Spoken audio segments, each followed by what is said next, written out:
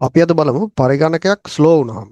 එහෙම නැත්නම් පරිගණකයක් හරියට වැඩ කරන්නේ නැති වුණාම අපි සමහරලාට පරිගණකයක් ක්‍රියාත්මක කරගෙන යද්දී කම්පියුටර් එක සමහරලාට ස්ලෝ වෙනවා. ඒ කියන්නේ වැඩ කරන්නේ නැහැ. අපිට වැඩසටහනක් ට විධානයක් දෙන්න ක්‍රමයක් නැහැ. එහෙම වෙද්දී අපි මොකද කරන්නේ? සාමාන්‍ය පරිගණකයක් හසුරව ගන්න බැරි වුණොත් අපි යූස් කරන ප්‍රධාන ඔප්ෂන් කීපයක් ගැනද බලමු. හරි. හිතන්න අපි පරිගණකේ වැඩ කරගෙන ඉද්දී අපි එකපාරට ප්‍රෝග්‍රෑම් එකක් ඕපන් කරන්නවත් ක්ලෝස් කරන්නවත් බැරි තත්ත්වයක් උදා වෙනවා. ඒ කියන්නේ පරිගණකය ස්ලෝ වෙන්න බලනවා. එහෙම වුණාම අපිට කම්පියුටර් එක ෂට් ඩවුන් කරගන්න බෑ. එහෙම ෂට් ඩවුන් කරගන්න බැරි වෙද්දී අපි කරන්න ඕනේ මොකද්ද? එහෙම වුණාම අපිට කරන්න තියෙන්නේ කම්පියුටර් එකේ ස්ටාර්ට් මෙනු එකේ මෙතන වින්ඩෝ අයිකන් එක තියෙනවා. ස්ටාර්ට් බටන් එක. ස්ටාර්ට් බටන් එක උඩ රයිට් ක්ලික් කරලා ටාස්ක් මැනේජර් කියන ඔප්ෂන් එක අපි තෝරගන්න ඕනේ.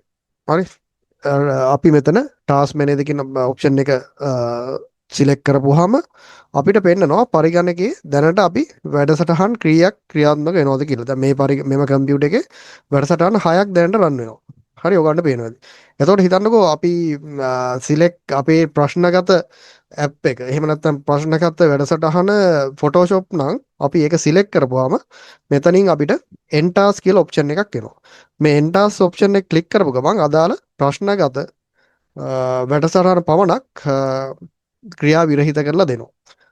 ඔන්න බලන්න මෙතන එන්ටාස් දුන්න ගමන් මෙතන Photoshop කියන වැඩසටහන ක්‍රියාත්මක වීම නවත්තනවා. එතකොට සාමාන්‍ය විදිහට පරිගණකයක් ක්‍රියාත්මක වෙන්න පටන් ගන්නවා. මේකෙදි අපිට තවත් දෙයක් තමයි බලා ගන්න පුළුවන්. අපිට අවශ්‍ය නම් ඇප්ස් කීපයක් අපිට අවශ්‍ය නම් මෙතනින් සිලෙක්ට් කරලා ක්ලෝස් කරගන්න පුළුවන්. එතකොට පරිගණකේ සාමාන්‍ය විදිහට අපිට ෂට් ඩවුන් කරලා වැඩසටහන් එහෙම නැත්නම් අපිට වැඩසටහන් ක්‍රියාත්මක කරලා අපිට කරගෙන යන්න පුළුවන්.